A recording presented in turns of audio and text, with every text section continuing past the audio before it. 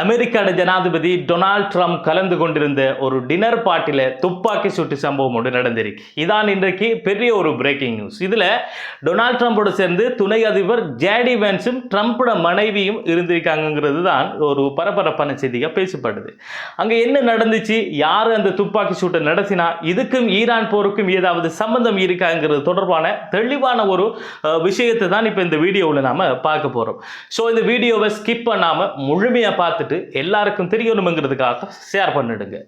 நேற்று இரவு, அதாவது ஏப்ரல் 25 2026 இரவு பகுதியில் அமெரிக்காட ஒயிட் ஹவுஸ் கரஸ்பாண்டன்ஸ் டின்னர்ங்கிற ஒரு நிகழ்ச்சி வாஷிங்டனில் இருக்கிற ஹில்டன் ஹோட்டலில் நடந்திருக்கு. ஒயிட் ஹவுஸ் கரஸ்பாண்டன்ஸ் டின்னருங்கிறது அமெரிக்காவில் ஒவ்வொரு வருஷமும் ஒயிட் ஹவுஸால் நடத்தப்படுற ஒரு நிகழ்ச்சி. இதில் அமெரிக்காட ஒயிட் ஹவுஸை கவரேஜ் பண்ணுற எல்லா ஊடகவியலாளர்களையும் அழைச்சி ஒரு டின்னர் பார்ட்டியோட கௌரவிப்பாங்க. இப்போ இந்த வருஷத்துக்கான நிகழ்ச்சி தான் இரவு அமைதியாக நடந்துக்கிட்டு இருக்கக்குள்ள திடீரென்று ஒரு மர்மமான நபர் கையில் ஒரு ஷாட்கன், ஒரு ஹேண்ட்கன், அதோட நிறைய கத்தி, இது எல்லாத்தையும் எடுத்துக்கிட்டு அங்கே இருந்த பாதுகாப்பு வாரனை உடைச்சிக்கிட்டு வேகமாக உள்ளுக்க வந்திருக்காரு. அதால் அங்கிருந்த பாதுகாப்பு அதிகாரிகள் எல்லாம் இப்போ இங்கே என்னையோ நடக்க போகுது, ஒரு அசம்பாவிதம் நடக்க போகுதுங்கிற ஒரு விஷயத்தை புரிஞ்சுக்கிட்டு அந்த நபரை தடுக்கிறதுக்கு முயற்சி செய்யக்குள்ள பாதுகாப்பு தரப்புக்கும் இந்த மர்ம நபருக்கும் இடையில ஒரு துப்பாக்கி சூட்டு சம்பவம் நடந்திருக்கு. இந்த மர்ம நபர் துப்பாக்கி எடுத்து ஷூட் பண்ணினதுல அங்க இருந்த ஒரு பாதுகாப்பு அதிகாரிக்கு விழுந்திருக்கு. இருந்தாலும் அவர் ஒரு புல்லட் ப்ரூஃப் வெஸ்ட் போட்டிருந்ததால அவர் உயிருக்கு எந்தவித ஆபத்தும் அங்க ஏற்படலை. இப்ப நிலைமை கையை மீறி போகுது, என்னவோ அங்க நடக்க போகுதுங்கிற பரபரப்புல அங்க இருந்து எல்லாரும் என்ன செஞ்சிருக்காங்கன்னா அங்கேயும் இங்கேயும் ஓடிக்கிட்டு இருந்திருக்காங்க. அதோட இந்த ஷூட் பண்ணின சத்தத்தை கேட்டு அங்க இருந்து எல்லாருமே பதட்டத்தில் என்ன செய்யறங்கிறது தெரியாம அவங்களோட அந்த மேசைக்கு கீழே எல்லாம் ஒளிஞ்சுக்கிட்டு இருந்திருக்காங்க. அங்க ஃபங்க்ஷன்ல இருந்தது அமெரிக்காட ஜனாதிபதி டொனால்ட் ட்ரம்ப், அதோட அவர் மனைவி மிலேனியா ட்ரம்ப், அவங்களோட சேர்த்து துணை அதிபர் ஜேடி வென்ஸ். இவங்க 3 பேரும் அமெரிக்காவுக்கு முக்கியமான நபர்கள். இவங்க இருக்கிற ஃபங்க்ஷன்ல தான் இந்த துப்பாக்கி சூட்டு சம்பவம் நடக்குது. துப்பாக்கி எடுத்துக்கிட்டு வந்த நபர் இலக்கு என்னங்கிறதும் அந்த நேரத்தில் சரியா தெரியா. ஒருவேளை டொனால்ட் ட்ரம்பை கூட அந்த துப்பாக்கிக்கு இலக்காகுவதற்கான இலக்காக இருக்கலாம்.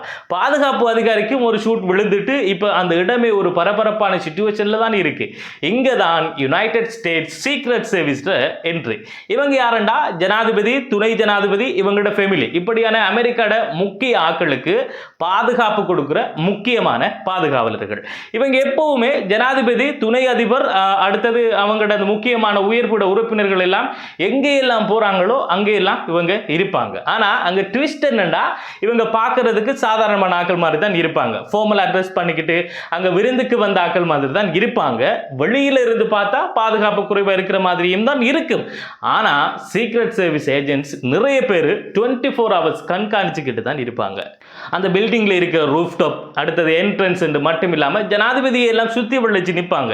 ஏதாவது ஒரு இன்சிடென்ட் அங்க நடந்தாதான் யாரெல்லாம் அங்க சீக்ரெட் ஏஜென்டா இருக்காங்கிறதே நமக்கு தெரிய வரும். இப்ப இந்த டீம் தான் துரிதமா செயற்பட்டு அவங்களோட வேலையை செஞ்சு ட்ரம்ப், அவர் மனைவி மிலேனியா ட்ரம்ப் மற்றும் துணை அதிபர் ஜேடி வென்ஸ் இவங்க எல்லாரையுமே உடனடியா பாதுகாப்பா அந்த இடத்திலிருந்து வெளியேற்றிருக்காங்க. அதோட அங்க இருந்து பாதுகாப்பு அதிகாரிகள், சீக்ரெட் ஏஜென்ட்ஸ் இவங்க எல்லாருமே சேர்ந்து அந்த நபரை மடக்கி பிடிச்சு கைது செஞ்சிருக்காங்க. அந்த டைம்ல தான் அந்த துப்பாக்கி சூட்டு சம்பவமும் நடந்திருக்கு. அதுல தான் ஒரு பாதுகாப்பு அதிகாரிக்கு துப்பாக்கி சூட்டு ஒன்று விழுந்திருக்கு. இருந்தாலும் அவர் புல்லட் ப்ரூஃப் ஒன்று, அதாவது புல்லட் ப்ரூஃப் வெஸ்ட் போட்டிருந்ததால அவர் உயிருக்கு எந்த விதமான ஆபத்தும் இல்லை.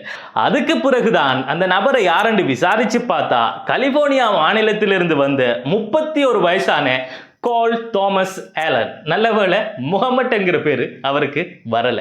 அதோட அவரு டீமா கூட வரல, தனியா தான் வந்திருக்காரு. அதால அவர் அரெஸ்ட் பண்ணி அவர் வன்முறை குற்றத்துக்காக துப்பாக்கியை பயன்படுத்தியது, அதோட கூட்டாட்சி அதிகாரியை தாக்குறதுக்கு முயற்சி எடுத்ததுங்கிற குற்றச்சாட்டுல இப்ப வழக்கு போடப்பட்டிருக்கு. இது சம்பந்தமா டொனால்ட் ட்ரம்ப் என்ன சொல்லியிருக்காருண்டா, இந்த தாக்குதலுக்கும் ஈரான் போருக்கும் எந்த விதமான சம்பந்தமும் இல்லை, இருக்க வாய்ப்புகளும் இல்லை. அதோட இப்படியான எந்த ஒரு செயற்பாடும் என்னை தடுக்க போவது இல்லை என்று சொல்லியிருக்கார். அடுத்ததா ஒயிட் ஹவுஸ் கரஸ்பாண்டன்ஸ் டின்னர் அடுத்த 30 நாட்களுக்கு பிறகு மீண்டும் நடத்துறதுக்கு திட்டமிடப்பட்டிருக்கிற ஒரு அறிவிப்பையும் பெற்றிருக்காங்க. இன்னும் ஒரு முக்கியமான விஷயம் என்னன்னா, இதே வாஷிங்டன் ஹில்டன் ஹோட்டல்ல அவங்களோட வரலாற்றுல இதே போல பெரிய சம்பவம் ஒன்று நடந்திருக்கு. 1981ஆம் ஆண்டுல அந்த நேரத்தில் அமெரிக்காட ஜனாதிபதியாக இருந்த ரொனால்ட் ரேகன் என்கிற நபருக்கு ஜான் ஹிங்க்லி என்கிற நபர் துப்பாக்கியால இதே மாதிரி ஒரு தாக்குதலை நடத்திருக்காரு. அந்த தாக்குதலை பிரசிடென்ட் ரேகன் காயமடைந்திருந்தாலும் உடனடியா சிகிச்சை கொடுக்கப்பட்டதால அவர் உயிர் தப்பிட்டார். இப்ப